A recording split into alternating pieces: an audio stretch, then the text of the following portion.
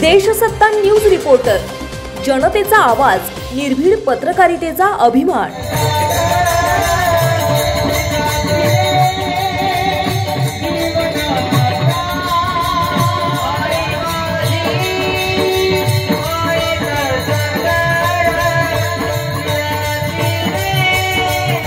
माणसाने माणसाशी माणुसकी वागा हा संदेश तुमच्यासाठी। महिला मंडळी तुम्ही भी आपल्या पोरांना भारी संस्कार लावा। बाप मंडळी तुम्ही भी चाहे लाख कमाओ हीरे मोती, काय सांगतात, चाहे लाख कमाओ हीरे मोती, इतना तो याद रखना अंतकाली कफन को जेब नहीं। जिंदगी में तकदीर बदल सकती है, काय सांगतात, घमंड मत करना, जिंदगी में तकदीर बदल सकती है, शीशा वही रहता है बस तस्वीर बदल सकते। अहंकार नको कोणत्याच गोष्टीचा। खेळामधला राजा आणि राणी, अर्ध्यावरती डाव मोडला अधुरी एक कहाणी। खरं आता नेहमीच्या मुखातून आपली बाहेर पडलं, सई तुझा शंभू पोरका नाही होणार खरा। शंभूला जीव लावण्यासाठी मी आहे, शंभूला जीव लावण्यासाठी मासाहेब आहेत, शंभूला जीव लावण्यासाठी अनेक मंडळी आहेत, पण खरा पोरका मी झालो। तेव्हा कर्माच्या बाबतीत वशिला बिशिला काही चालत नाही। आज त्यांचा फोटो तिथं आहे आणि आज आपण समोर बसलोय, हो की नाही? पण एक दिवस असा असणार आहे, आपला फोटो तिथं असणार आहे आणि तो दुसरी मंडळी असणार आहे। पद असू द्या, नाहीतर एक नंबर तुम्ही बागायतदार असू द्या, नाहीतर एक नंबर पोस्ट असू द्या, भगवंतापाशी ऐका, वशिला बिशिला काही चालत आणि त्यांच्या पाठीमागे त्यांची दोन मुलं आहेत, खैराखान पप्पू शेख असतील, सागर दादा असेल, त्यांची कन्या सारिकाताई असेल आणि त्यांचे पिताश्री म्हणजे नानींचे पतिराज, ज्यांना आदराने प्रेमाने सर्व परिसर आमच्या सहित सगळेजण प्रेमाने नाना म्हणतात। पानसरे परिवारातील एक आदर्श माता इहलोकीचा प्रवास संपून परलोकीच्या प्रवासाला गेलेले आहे। म्हणून नानींच्या स्मरणार्थ, नानींच्या प्रथम पुण्य स्मरणाच्या निमित्ताने तुकोबरायांचा अभंग आणि अभंगाच्या पहिल्या चरणात महाराज सांगतात, लेकराचे हित आहे माऊलीचे चित्त। लेकराचं हित कशात आहे हे फक्त माय जाणू शकते, बापापेक्षा जास्त। आता व्यक्तिशः हरिभक्तपरायण विधाताई महाराज बोलतायत, हो की नाही? आता पुरुष मंडळ म्हणताना एक महिला बोलते म्हणून महिलेची बाजू घेतली, अजिबात नाही बरं का? अजिबात कुणाची बाजू नाही, वशिला नाही, काय बदल नाही, काय नाही, काय नाही। जे सत्य आहे ते आहे। उदाहरण सांगते तुम्हाला, ते सांगतात लेकराचे हित आहे माऊलीचे चित्त। मला सांगा, जन्माला आलेल्या बाळाला दूध भाकरी द्यायचे, गुलाबजाम द्यायचे, बासुंदी द्यायचे, का लाडू द्यायचे, का मध पाणी द्यायचे? पुरुष मंडळी सगळ्यात जास्त आईला कळतं का बापाला कळतं? कोणाला? कोणाला? आईला। म्हणून तुकोबराय सांगतात, लेकराचे हित आहे माऊलीचे चित्त। मग अशी असणारी माय, अशी असणारी आई नेमकी आहे तरी कशी बाबा? ते सांगतात, ऐशी कळवळ्याची जाती करीला भावीन प्रीती, कसलाही स्वार्थ अर्थ मनात न ठेवता नितांत लेकरावरती प्रेम करते, तिला बोलतात माय। कसलाच स्वार्थ नाही, कसलाच। सांगू उदाहरण सोप्या भाषेत, ऐका। मला सांगा, आज एक पॅन्ट एक शर्ट जर लॉन्ड्रीत धुवायला टाकलंच, पुरुष मंडळी, एक पॅन्ट एक शर्ट लॉन्ड्रीत धुवायला टाकलं, किती पैसे लागतात? सिस्टम वाले किती लागतात? 100। एक ड्रेस टाकला 100 रुपये लागतात। एका ड्रेस साठी एका वेळेस 100 रुपये लागतात। मला सांगा, ज्या माऊलीने तब्बल 20 वर्ष आपली कपडे धुतली का नाही धुतली? बरं, नुसती कपडे नाही धुतली, कपड्यासोबत आपल्यालाही धुतलं का नाही धुतलं? किती हिशोब दिला तिला? केला हिशोब? दिला काय? काहीच नाही। किती प्रेम शब्दात वर्णन करता येऊ शकतं? काहीचं प्रेम किलो, 2 किलो, 5 किलो येतं सांगतात? किती प्रेम? ते सांगतात, पोटी भरव आहे त्यांचे सर्वस्व हिस आहे। 9 महिने 9 दिवस आपल्याला उदरात वागवलं, वाढवलं, विना तक्रार सगळं सहन केलं। थोडा बेस झाला थोडासा। 9 महिने 9 दिवस उदरात वाढवलं, वागवलं, कसलीच तक्रार नाही, कसलीच। आणि मग तुकोबरायांना या आईचा हेवा वाटला, किंवा अजून काही सांगावंसं वाटलं, आईची उपमा बाबांना साजेल अशी नाही, मामांना साजेल अशी नाही, आजोबांना साजेल अशी नाही, मावशीला साजेल अशी नाही, कोणाला साजेल अशी नाही। ते सांगतात, सोप्या भाषेत सांगताय का? तुम्हाला विचारलं साखर किती गोड, प्रश्न काय? गिरे मामा म्हणून मी, ओके, साखर किती गोड येईल सांगता? एखादं म्हणेल साखर चहा इतकी गोड, बरोबर आहे का? नाही। साखर एखादं म्हणेल जिलेबी इतकी गोड, बरोबर आहे का? साखर लाडू इतकी गोड, साखर बासुंदी इतकी गोड, ऐका साखर जिलेबी इतकी गोड नाही, साखर लाडू इतकी गोड नाही, साखर बासुंदी इतकी गोड नाही, साखर चहा इतकी गोड नाही. मग साखर किती गोड? साखर साखरे एवढीच गोड, साखरेला जोड नाही. तशी आई बाबांसारखी नाही, आई मामांसारखी नाही, आई आजोबांसारखी नाही, आई आजीसारखी नाही, आई मावशीसारखी नाही. मग आई कशी आहे? आई सारखी फक्त आईच, आईला उपमा नाही. बरं हे आईचं नातं किंवा आईचं प्रेम हे देह आहे तोपर्यंतच फक्त. बरं का कुठपर्यंत? जोपर्यंत देह आहे तोपर्यंत. जेव्हा आपण इहलोकीचा प्रवास संपवतो, परलोकीच्या प्रवासाला जातो, तेव्हा आईचं प्रेम आपल्यासोबत येत नाही, आईचं मार्गदर्शन आपल्यासोबत येत नाही. तेव्हा आपल्यासोबत येतात ते संतांचे विचार, आपल्या सोबत येतंय ते संतांचं मार्गदर्शन. आईची उपमा फक्त संतांना साजेल अशी आहे. म्हणून तुकोबाराय बोलतात, तुका म्हणे माझे तुम्हा संतावरी ओझे. माझा उर्वरित भार जो आहे तो आता फक्त संतांच्या वरती आहे. हा अभंगाचा भावार्थ. विठ्ठल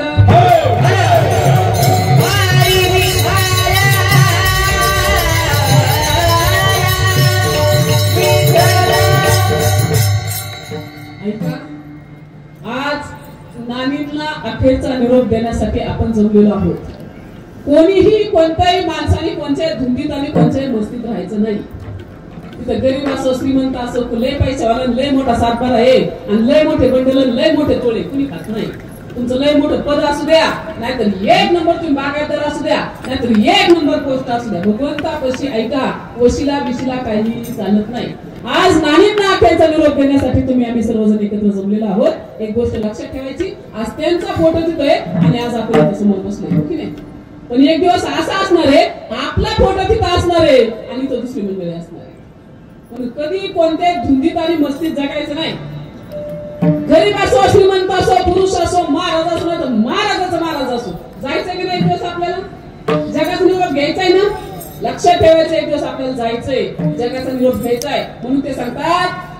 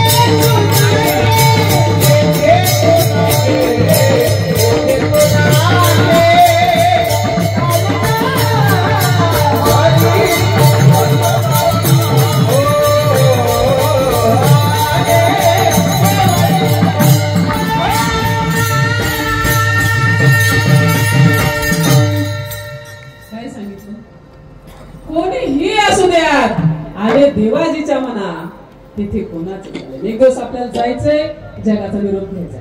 उदाहरण सांगू मला सांगा, पांडवांचे पिताश्री होते पंढुराच्या. इहलोकीचा प्रवास संपवला आणि परलोकीच्या प्रवासाला गेले. पुण्यस्मरण का साजरा करतात किंवा आपल्या सोबत काय येतंय सांगते, ऐका. इहलोकीचा प्रवास संपवला आणि परलोकीच्या प्रवासाला गेले.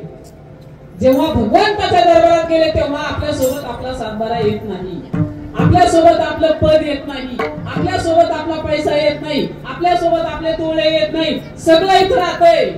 कितीही प्रेमाची माणसं असू द्या आणि किती कच्चून संपत्ती असू द्या, काही सोबत येत नाही, अजिबात नाही. आणि जायचंय मात्र 100%, हो की नाही? फक्त आपल्याला हे माहित नाही कोणाला केव्हा जायचंय. तुम्हाला हे सगळं माहिती, आपल्यासोबत कोणी देत नाही, दिलं तरी नेता येत नाही, उगाच 4 बोलून मुखात घातले तर दुसऱ्या दिवशी लोक राग चालून निवडून काढत यार, ठीक आहे ना? ते तुम्हाला माहिती आहे सगळं. पण आपण गोळा करायचं काय सोडत? तुम्हाला सांगते ना आमची काय तेच चालू आहे ना सगळ्याच. मला सांगायचं तात्पर्य आपल्यासोबत काही येत नाही, कुणी काही देत नाही, काही नाही, पण न चुकता मात्र काही गोष्टी आपल्यासोबत येतात. आता तुमच्या समोर जगतात काय कोणतेच जण सांगत नाही, लय कना बोलते, जसं लय बोलते. आता पण मला सांगा, घरी जाईलच काही खात्री आहे का?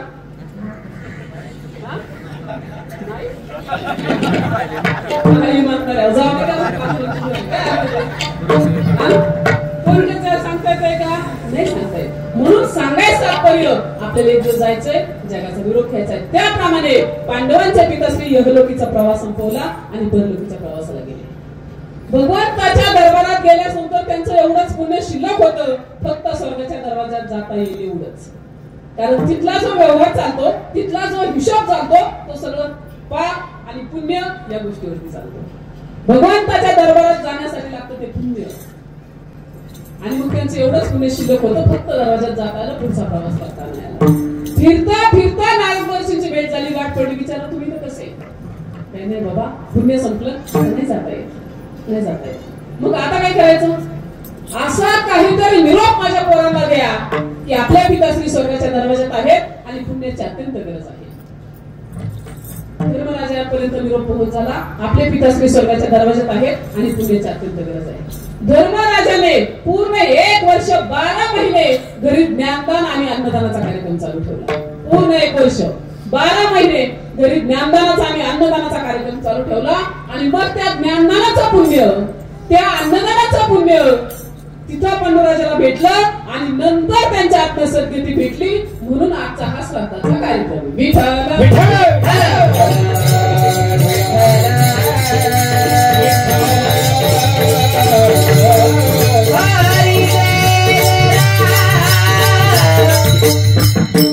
आता प्रथम पुण्यस्मरण का साजरं करतात हे कळलं ना? का साजरं करतात? शेजाऱ्यांनी केलं म्हणून अजिबात आपल्याला काही करायचं नाही, कोणी पाहुण्या रावळांनी केलं म्हणून अजिबात काही करायचं नाही. ठीक 12 वाजता, आज ठीक 12 वाजता नानींचा जीवात्मा भगवंताच्या दरबारात जातोय. तिथे गेल्यानंतर त्यांना अख्ख्या आयुष्याचा हिशोब द्यायचा आहे. आणि हिशोब देताना थोडंफार पुण्य जर कमी पडलंच तर या ज्ञानदानाचं पुण्य त्यांना तिथे भेटणार आहे. थोडंफार पुण्य जर कमी पडलंच तर या अन्नदानाचं पुण्य त्यांना तिथे भेटणार आहे. म्हणून आजचा हा श्राद्धाचा कार्यक्रम. विठ्ठल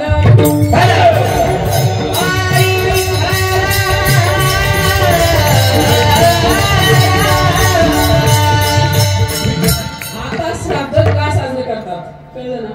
आता पण काय लोक लय हुशार आहेत, लय तज्ञ मंडळी. ते म्हणतात महाराज आता इथं केलेलं ज्ञानदान, इथं केलेलं अन्नदान याचं पुण्य त्यांना तिथं कसं भेटतं? कसं भेटतं ऐका. बरीच लोक 2 धाम 4 धाम आळंदी पंढरी काशी तीर्थयात्रा करायला गेली असतील ना महाराज, जातात की नाही? मला सांगा, जर तुम्ही तिथं आळंदीला पंढरीला गेलं तुम्हाला काय म्हणतात? जर तुम्ही तिथं गेले, इकडे बघा,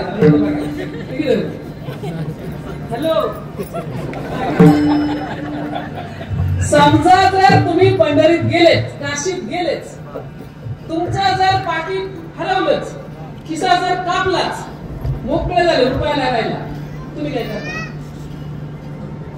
दुसराच होता.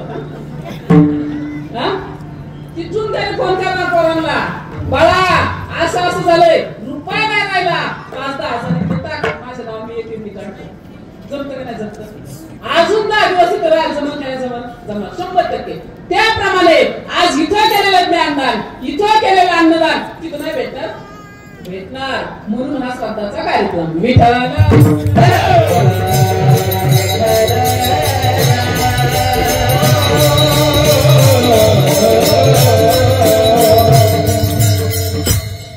आता आपल्या पाठीमागं आपली पोरं असा कार्यक्रम करतीलच, काय खात्री आहे का? करतील? काय खात्री नाही महाराज. माझ्यासारख्या माणसाला एका आईचे 2-2 जाव्याचा सारखा आहे. कोणाला म्हणजे महाराज असा कार्यक्रम आहे, तुम्ही काय का मला 2 मिनिट थांबा, मला वेळ आहे का? त्याने लगेच सांगते, डायरी घेतली, पाहिलं, मला सवड होती, अमक्या तारखेला हो येते म्हणलं, मी त्यांची तारीख लिहून घेतली. पुन्हा संध्याकाळी फोन आला त्याच गावातून, म्हणजे महाराज अशी अशी तारीख आहे आणि या गावात कार्यक्रम पाहिजे. परत 2 मिनिट थांबा बोलते, डायरी पाहते. पुन्हा डायरी घेतली, पाहिलं म्हणजे सर या तारखेचा आमच्या दमक्या ठिकाणी कार्यक्रम केलेला आहे. म्हणजे कुणी फोन केलाय, काय नंबर आहे महाराज, काय नाव आहे, म्हणलं हा नंबर आणि हे नाव.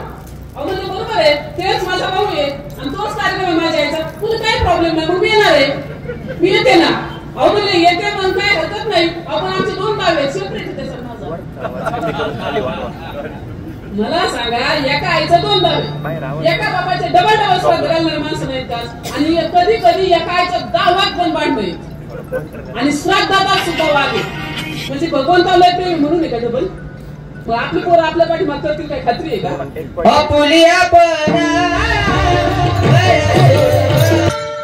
काय सांगितलं? आपुली आपण करा सोडवणं. आता आपली आपण सोडवण करायची म्हणजे काय करायचं? देवाला आवडेल अशी भक्ती करायची, थोडाफार मार्ग करायचा. बरं भक्ती करताना आपल्याला काय आवडतं हे महत्वाचं नाही, देवाला काय आवडतं महत्वाचं आहे. त्याची पुढची गोष्ट सांगू तुम्हाला. भक्ती किती केली याला अजिबात किंमत नाही, पण कशी केली याला मात्र 100% किंमत आहे. जसं मनुष्य किती दिवस जगला याला कोणी खात नाही, पण कसा जगला याला मात्र निश्चित किंमत आहे. आमच्या ज्ञानदादांसारखे महात्माच्या 22व्या वर्षी जगाचा निरोप घेतात. नाथबाबाची 62 वर्ष जीवन जगतात. नामदेव महाराज 82 वर्ष जीवन जगतात. स्वामी विवेकानंदांसारखे महात्माचे 39 वर्ष 6 महिने 27 दिवस आणि 7 तास जीवन जगतात. चंद्र सूर्य असेपर्यंत त्यांची कीर्ती. आपलं काय?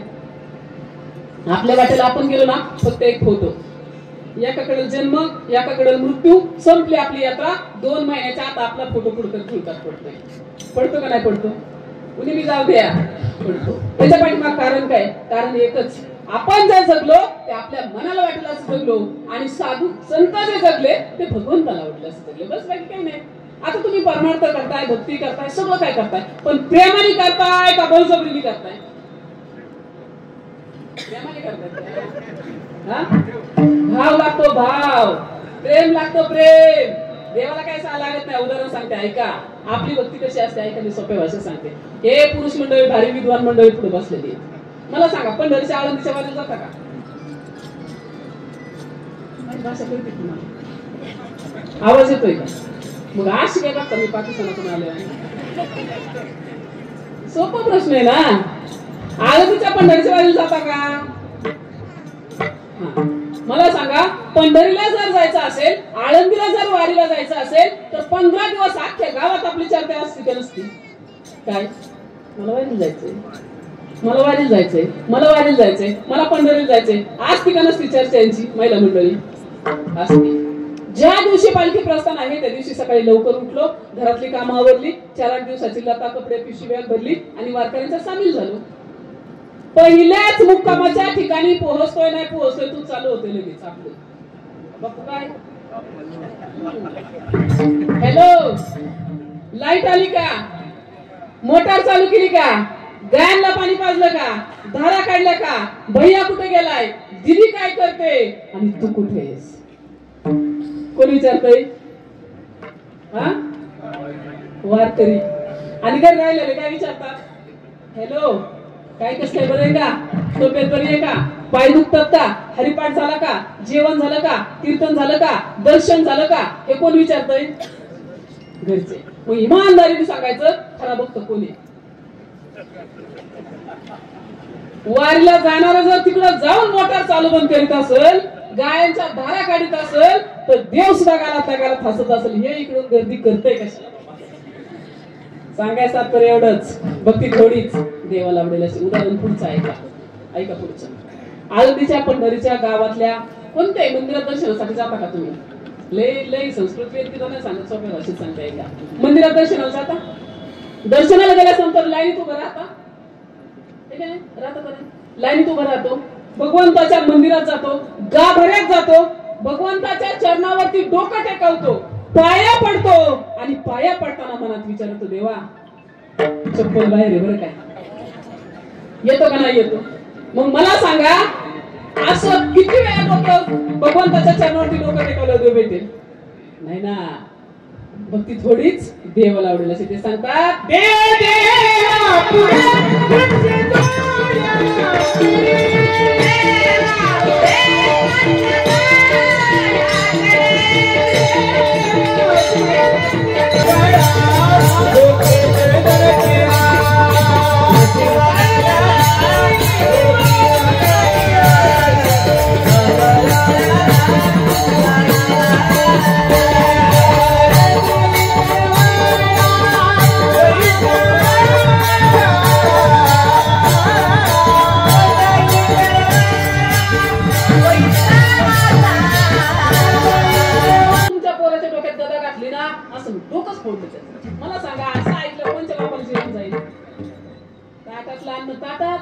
हातातला घास हातात आणि मुखातला घास मुखात, डोळ्यातून खळखळ असल्याचा धारा लागायचा. एक दिवस नाही, 2 दिवस नाही, 4 दिवस कंपल्सरी हे चालू राहिलं. बिनदादा होणार रेडी होता. असं केलं काय, आमच्या संग असा वागला काय, कसरच काढायची होती. रोज हा नित्यक्रम चालू राहिला आणि रोज हा नित्यक्रम चालू राहिल्यानंतर एके दिवशी फार दोघं नवरा बायको वाढून गेले, बारीक झाले आणि सहज चालता चालता धर्मराजाने त्यांच्याकडे पाहिलं आणि पाहिल्यानंतर म्हणले, तापश्री ही वेळ तुमच्यावरती कशी काय आली? तब्येत बरी नाही का? काय प्रॉब्लेम काय, अडचण काय, हरकत काय, तुम्हाला प्रॉब्लेम काय मला सांगा म्हणले. काय प्रॉब्लेम काय तुम्हाला? अरे म्हणला सगळं व्यवस्थित, काही अडचण नाही, म्हणून तुम्ही असे का झालात? म्हणजे कसं सांगू आता, दोन्ही डोळ्यातून पुन्हा असूनचा धारा. म्हणले प्रॉब्लेम काय तेवढं मला सांगा, फक्त आपण त्याचं सोल्युशन काढू. अहो म्हणले, सकाळी जेवायला 10 वाजता बसलो, मी येतोय चालू करतोय काय, मी अशी गदा घातली मांडीच फोडली, मी अशी गदा घातली डोकंच फोडलं, मी अशी गदा घातली हातच काढला. मग मला जेवण जाईल का? जेवण नाही ना जात म्हणले. मग असं झालं, असं आहे का, हा प्रॉब्लेम आहे का? म्हणले ओके, उद्यापासून असं नाही होणार. मी मला बोलून घेतलं, कुणी? मोठ्या भावाने, धर्मराजाने बोलून घेतलं. बोलून घेतल्यानंतर भीमा असं करतात का? असं करू नाही, आपल्या घरी आलात, आज त्यांच्या अडचण आहे, प्रॉब्लेम आहे, असं करू नको म्हणले. अजिबात असं जेवताना काय म्हणू नको. पण भीम दादा मग असं मला सांगितल्याप्रमाणे कधी भारी होता. जेवणाच टाइम कितीच होतं? 10च. मग 10 वाजता नव्हतं जात भीम. तिथून पुढं दादाला नाव सांगतो काय म्हणला माझ्या, बघतोच म्हणला. 10ला नाही गेला भीम, दुसऱ्या दिवशी 9लाच जाऊन बसला आणि 9 वाजल्यापासून 10 पर्यंत पुन्हा ह्याच पराक्रम सांगायला लागला.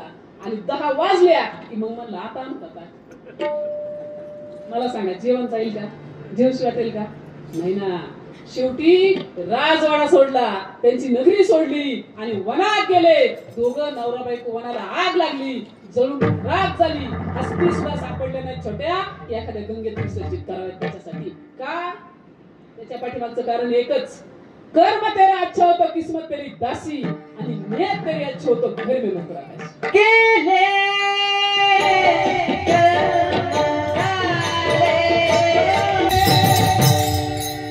लक्षात ठेवा, कर्माच्या बाबतीत वशिला बिशीला काही चालत नाही.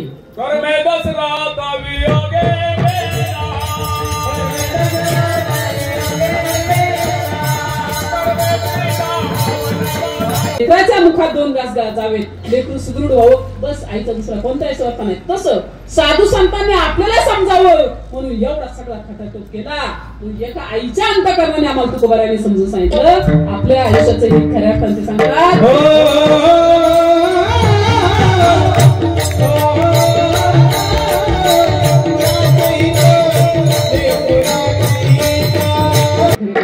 काय असतं सांगू सोप्या भाषेत ऐका. मी अशीच एके ठिकाणी कार्यक्रमाला गेलेले होते आमच्या भागात, बरं का, राहू पिंपळगाव साईडला मी कार्यक्रमाला गेलो होतो. नेहमी सांगते पण मनाला भावलेलं एक गोष्ट सांगते. राहू पिंपळगाव साईडला मी कार्यक्रमाला गेलेले होते आणि कार्यक्रमाला गेल्यानंतर योग असा झाला की 5-10 मिनिट आम्ही लवकर गेलो. आज जसं मला रात्रीपासून नाना सांगत होते 9:30 बरं का महाराज, लवकर या बरं का, 9:30 बरं का, लवकर या बरं का. नानाला शब्द दिला, नाना 10ला 5 कमी असताना मी 100% तिथं पोहोचणार, 1 मिनिट लेट होणार नाही. लवकर मात्र येईल 4-2 मिनिटं, पण लेट नाही होणार. बरोबर 10ला 4 मिनिट कमी असताना मी नानांच्या समोर हजर झाले. योग असं झाला. तसं तिथे 5-10 मिनिट आम्ही लवकर गेलो. लवकर गेल्यानंतर आतल्या खोलीत बसलो. आतल्या खोलीत बसल्यानंतर एक जण आलं, पटपट पटपट पाणी दिलं, बाजूला सरकले. दुसरे 4-2 जण आले, दर्शन घेतलं, बाजूला सरले. एक जण आलं, चहा दिला, बाजूला सरकले. आणि त्यांच्या पाठोपाठ 1-2 लेकरं आणि तारुण्यातले देखणी माझ्यासमोर उभं राहिले. दोन्ही लेकरं उभं राहिले. ज्या लेकरांच्या अंगात भारी स्टारचे कपडे होते, 1 नंबर शिकले समरलेली देखणी पोरं होती. समोर दर्शन घेतलं आणि बाजूला सरून उभं राहिले. उभं राहिल्यानंतर योग असा झाला, दोघांच्या डोळ्यातून खळखळ असल्याच्या धारा होत्या. मला लवकर समजेना एक पोरांच्या डोळ्यात पाणी काय आहे, नेमकं काय प्रॉब्लेम आहे, लवकर कळेना. राघवेला म्हणून विचारलं, दादा तुम्ही काय रडताय, तुम्ही काय रडता, तुमच्या डोळ्यात पाणी? तर त्यांनी सांगितलं मला. त्यातला एक जण बोलला, ताई आज ज्या कार्यक्रमाला तुम्ही आलात का, तो कार्यक्रम आमच्या आईचा आहे.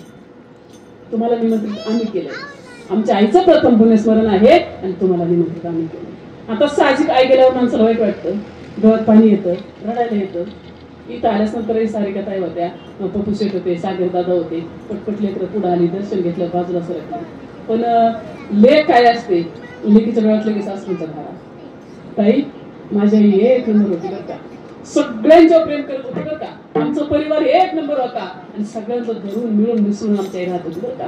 पुढच्या घरातून असल्याच्या घरात सांगितलं म्हणू नका आता.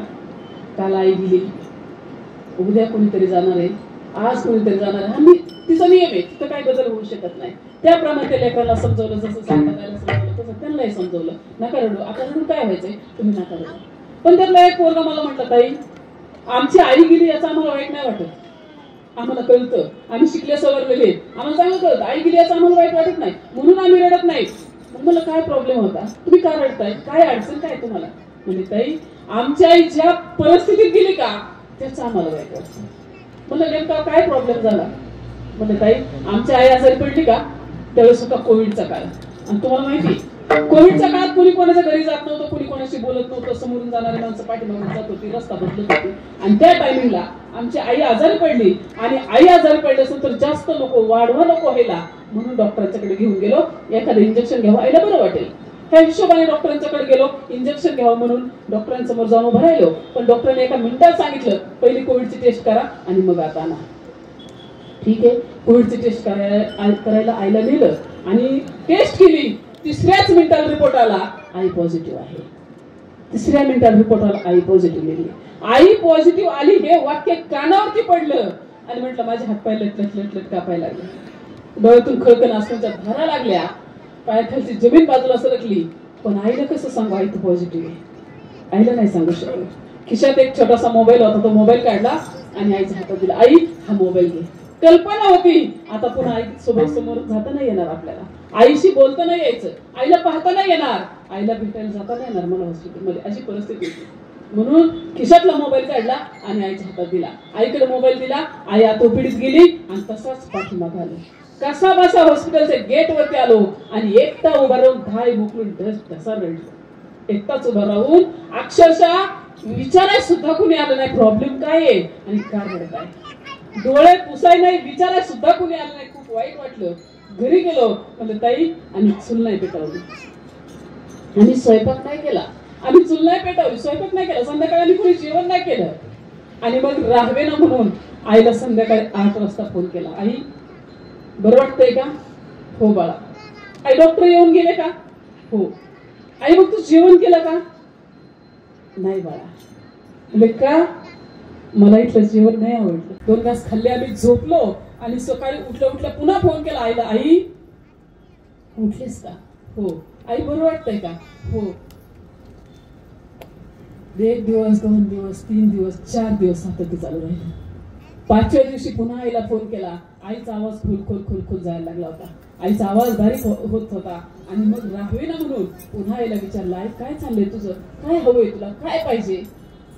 आई म्हणली बाळा डबा नाही पोहोचला. पुन्हा डबा तयार, पुन्हा हॉस्पिटलमध्ये डबा, पण आईपर्यंत डबाच पोहोचत नव्हता. शेवटी दुसऱ्या दिवशी पुन्हा फोन केला. पहिल्या रिंगा वाजल्या, दुसऱ्या रिंगा वाजल्या, तिसऱ्या रिंगा वाजल्या. आईने फोनच नाही घेतला. राहवे ना म्हणून डॉक्टरांना फोन केला. डॉक्टर आमच्या आई फोन नाही घेत. तेव्हा डॉक्टरांनी सांगितलं तुमच्या आईने 2 तासापूर्वी जगाचा निरोप घेतलाय.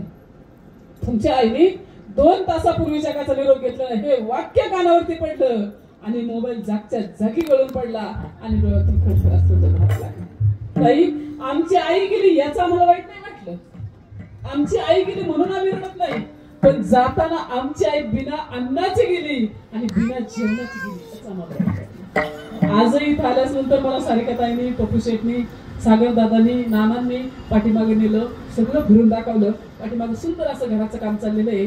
ताई आमच्या आईची एकच इच्छा होती, या घराचं नवीन घराचं काम व्हावं आणि एकदा तरी त्या आईला घरात आणावं. एवढी पळापळी केली, एवढी धडपड केली, पण आमच्या आईला त्या घरात राहता नाही जमलं. तिचं स्वप्न पूर्ण नाही झालं. आता त्या घरात पाऊल टाकला तरी आम्हाला आईची आठवण होती.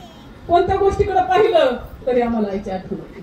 साधी यात्रा असेल, दीपावली असेल, लग्न कार्य असेल, ही 3ही लेकरं आणि नाना कधी काही एकत्र बसले ना प्रत्येक गोष्टीकडे पाहिले असेल तर आईची आठवण आलं. प्रत्येक गोष्टीकडे पाहिले असेल तर तुम्ही आम्ही तरी इथं आहोत तोपर्यंत दुःखात सहभागी आहे. पण जेव्हा आपण इथून जागा सोडून रोड क्रॉस करू आपल्या कामात आपण विसरून जाणार आहे. पण जो नवरा आहे आयुष्यभर नवरा आणि बायको या दोघांनी स्वप्न एकत्र पाहिलेले असतात. प्रत्येक सुखात ती बायको सहभागी झालेली असते, प्रत्येक दुःखात ती बायको सहभागी झालेली असते आणि प्रत्येक वेळी नवऱ्याच्या पाठीमागे खंबीरपणे पदर कोण उभी राहते ना, तिला म्हणतात अर्धांगिनी, तिला म्हणतात सहचारी, ती म्हणतात पत्नी. ती पत्नी आपली जेव्हा मार्गावरती साथ सोडून जाते, काय दुःख असतं ज्याची बायको गेली त्याला विचारा. लेकरांची आई काय असते, ज्याची आई गेली. कधीतरी त्या पुरीच्या पाशी जाऊन बसा, कधीतरी त्या लेकरांच्या पाशी जाऊन बसा. आज सागर दादा आहे, पप्पू शेटे म्हणताल त्या डॉक्टरकडे नेलं असतं, म्हणताल त्या हॉस्पिटलमध्ये उपचार केले असते, पण नाही जमलं. म्हणून सांगायचं आईचं आणि बाबांचं महत्व त्यांना समजतं. एखादा सणवार आल्यानंतर आई आपल्या आनंदात सहभागी होण्यासाठी नाही, दिवाळी आल्यानंतर आपल्या आनंदात सहभागी होण्यासाठी नाही. या कधी जर माहेराला गेलो ना आपण, आपल्याला भाऊजीने गुलाबजामचं जेवण करायला द्या, बासुंदी करू द्या, भारी साजूक तुपातला शिरा करू द्या, पण आपल्या ताटाच्या शेजारी जर आपल्या आईचं ताट नसेल तर आपल्याला ते जेवण गोड नाही लागत. म्हणून आई काय असते, आई गेल्याच नंतर आईचं महत्व समजतं. ते सांगतात शाळेतून घरी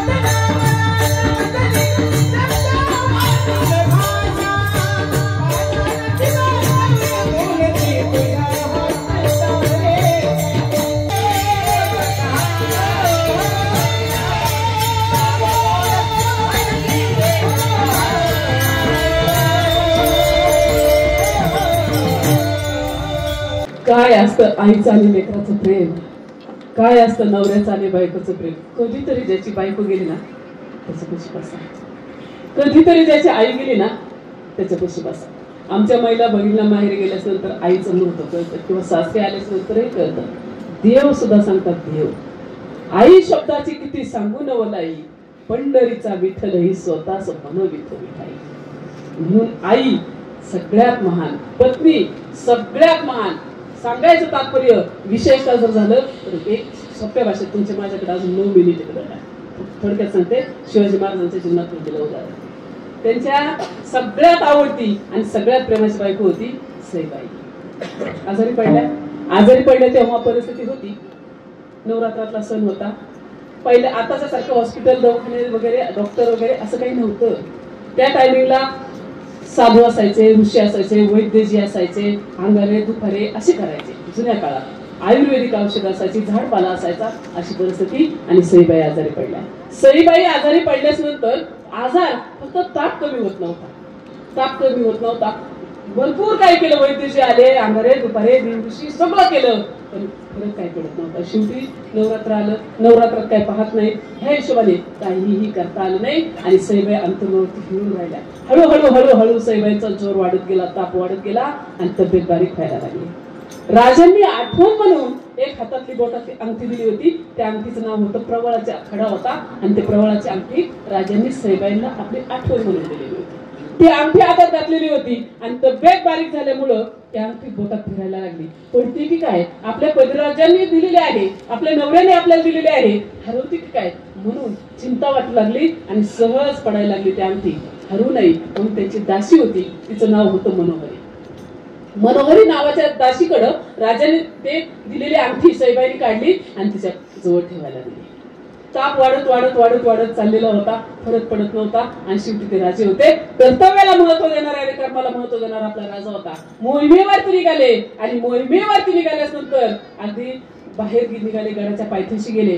आणि नंतर सईबाईंचा ताप जोर वाढल्यास नंतर, तब्येत खालावत चालल्यास नंतर महासाहेबांनी आऊसाहेबांनी निरोप पाठवला, राजांना परत बोलवा. राजांना बोलवण्यात आलं आणि आतल्या राजमहालात सईबाई झोपलेल्या होत्या. दासी होती कडनी, सगळ्या जणी होत्या. आणि राजे वरती आले आणि राजमहालात गेले. जसे राजे राजमहालात गेले तसेच कडनी बसलेल्या सगळ्या दास्या खाली मान घालून हळूहळू एक बाहेर निघून गेल्यास नंतर राजे सईबाईच्या उशाला बसले. सईबाईचं मस्तक, सईबाईचं शिर आपल्या मांडीवरती घेतलं आणि डोक्यावरून हात फिरवला. एक हात आपल्या हातात घेतला. ताप वाढत चाललेला होता, जोर वाढत चाललेला होता. शेवटच्या घटिका मोजणारी बायको आपल्या नवऱ्याला म्हणते, राज कशासाठी आलात तुम्ही, का आलात? एवढे महत्वाच्या वेळेला तुम्ही स्वारीवर चाललात, बाहेर चाललात आणि मी चांगली आहे, माझी तब्येत चांगली आहे, एवढी पळापळी करायची काय गरज होती तुम्हाला, तुम्ही कशासाठी आलात? आणि डोळ्यातून खळखळ अश्रूचा धारा चाललाय. जोर वाढत चाललाय, ताप वाढत चाललाय. आणि ताप वाढताना राजाच्या हातात एक हात सईबाईचा घेतला आणि हातात हात घेतल्यास नंतर ती बोटातल्या अंगठी आठवण झाली. आणि सई अंगठी नाही दिसत, मनोहरीकडे दिली. हरवे सापडणार नाही म्हणून ठेवायला दिली. एका नवऱ्याची दिलेली आठवण बायकोने जपून ठेवली. हात आपण घेतला, तुम्ही कशासाठी आलात? एकटक सईच्या चेहऱ्याकडे पाहिलं आणि सईबाईंनी राजांच्या चेहऱ्याकडे पाहिलं. नजरेत नजर मिसळली आणि एकटक नजर मिसळल्यानंतर आपोआप पापने लवल्या आणि मस्तक बाजूला सरकला. यहलोकीचा प्रवास सईबाईंनी घेतला आणि राजांच्या डोळ्यातून खळखळ अश्रूंच्या धारा लागल्या. शेवटचं वाक्य सईबाई राजांच्या सोबत बोलल्या, राज मी जाते पण माझा शंभू पोरका होईल. शंभूवरती प्रेम करा बरं का, दोघा नवरा बायकोचा संवाद. माझ्या शंभूवरती प्रेम करा, माझा शंभू एकटा राहील, आई बिना लेकरू एकटं राहील, त्याला माझी आठवण होऊन देऊ नका, आईची आठवण होऊन देऊ नका. हे सईबाईंनी राजांना सांगितलं. तेव्हा राजांच्या मुखातून वाक्य बाहेर पडलं, सई तुझा शंभू पोरका नाही होणार खरा. शंभूला जीव लावण्यासाठी मी आहे, शंभूला जीव लावण्यासाठी मासाहेब आहेत, शंभूला जीव लावण्यासाठी अनेक मंडळी आहेत, पण खरा पोरका मी झालो. आवडतं आणि प्रेमाचे साथ देणारी जर बायको आपल्या आयुष्यातून निघून गेली ना, काय दुःख असतं. परिवार सगळं त्यांचे प्रेम करणारी मंडळी, सगळी माणसं आहेत, सगळी उतरून उठली ना त्यांच्या कामात ते विसरून जाणार. पण नाना नावाचं व्यक्तिमत्व आहे ना, प्रत्येक क्षणाला, प्रत्येक मिनिटाला आणि प्रत्येक दिवसाला आपल्या आयुष्याच्या अर्धांगिनीला गेलेला कधीच विसरू शकत नाही. कधीच. किती मोठा आनंद होत्या, आपली बायको पाहिजे होती. किती मोठा दुःख होत्या, आज आपली बायको पाहिजे होती. पोरं प्रेम नाही करत का? खूप शब्द मोडत नाही कोणी. पोरं प्रेम करतात, सुना प्रेम करतात, जावाई एक नंबर आहे, कन्या त्यांची एक नंबर आहे, सगळी मंडळी भारी आहेत. पण जी बायको असते का आपल्यासोबत काही कामं काही गोष्टी अशा असतात की माणूस फक्त बायको समोर मोकळा होऊ शकतो आणि व्यक्त होऊ शकतो. आयुष्याची अर्धांगिनी काय असते, त्या अर्धांगिनी गेल्यानंतर काय दुःख असतं. खऱ्या अर्थाने गुरुदास महाराज घोड म्हणला, घोड अर्ध्यावरती डाव मोडला अधुरी एक गाणी. परत म्हणता नानांचं त्यांचं प्रेम काय होतं, परत एकदा त्याच्यासाठी राजा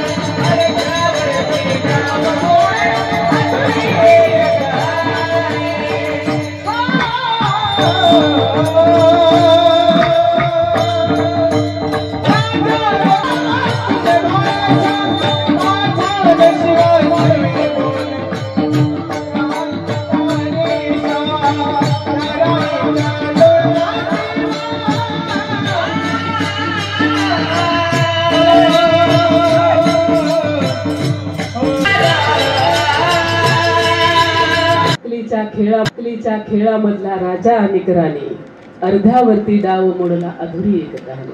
खरं आता ही वेळ कोणावरही येऊ नये अशी भगवंताकडे आपण प्रार्थना करूया. पण कोण कधी जाईल काय सांगता येते का, कोणावरती कोणती वेळ कधी येईल आणि कसली येईल अजिबात सांगता येत नाही. म्हणून जाता जाता थोडी माणुसकी सांभाळा, भगवंताला आवडेल अशी भक्ती करा, शास्त्र शुद्ध परमार्थ करा. आपल्या सोबत काही येत नाही, कुणी काही देत नाही, दिलं तरी नेता येत नाही. कोणत्या धुंदीत कोणत्या तरी मस्तीत राहू नका. साधू संत सांगतात घमेन मत करना जिंदगी में तकदीर बदल सकती है. काय सांगतात, घमेन मत करना जिंदगी में तकदीर बदल सकती है. शीशा वही रहता है बस तस्वीर बदल सकते. अहंकार नको कोणत्याच गोष्टीचा, अजिबात नको. लय आता कानाकानाच्या टप्प्यात बोलते म्हणजे घरी जायलाच काही खात्री नाही. आणि तुम्ही लय एक नंबर फॉर्च्युनर मध्ये आलात म्हणजे काय शेवटपर्यंत तशीच क्रेज राहील असं काय नाही. पायी चालणारा त्याला फॉर्च्युनर घेऊ शकतो आणि आजचा फॉर्च्युनर मला दुसऱ्याच्या गाडीला हात करू शकतो. त्याचं काय सांगतात.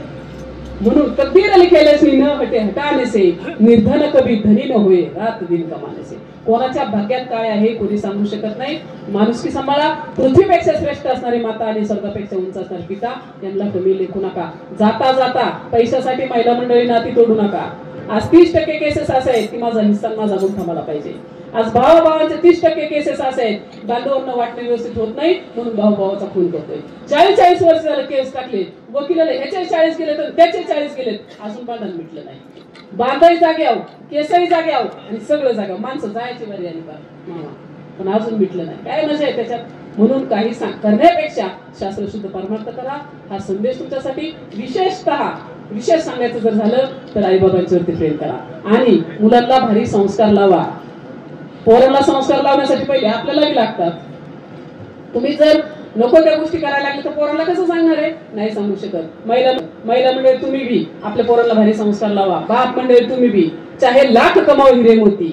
काय सांगतात, चाहे लाख कमाओ हिरे मोती, इतना तो याद रखना अंतकाली कफन को जेब नहीं होती. लोक 2 व्हीलर सोडून 4 व्हीलरच्या मागे लागली, 2 एकर सोडून 4 एकरच्या पाठीमागे लागली, 5 खोल्या सोडून 10 खोल्याच्या पाठीमागे लागली. पण जाताना रिकाम्या हाताने जायचंय बाबा. हारचा कापड आहे सोबत, काही स्टारचा कापड नाही येणार. जिंदगीभर डेनलपच्या गादीच्या खाली पाऊल टाकला का नंतर जाताना डेनलपची गादी का अजिबात नाही. म्हणून सांगायचं तात्पर्य, माणसाने माणसाशी माणुसकीने वागा. हा संदेश तुमच्यासाठी. आता ज्यांनी हात सोबत आणले त्यांनी एकदा उंच हात करा. पाठीमागे बसलेली पाहुणे मंडळी, मला नाही दिसलं तरी चालेल, पंढरीचा पांडुरंग परमात्मा तुम्हाला पाहतोय. सगळ्यांनी उंच हात करा आणि एकदा त्या भगवंताचा भजन करा. विठ्ठल हरी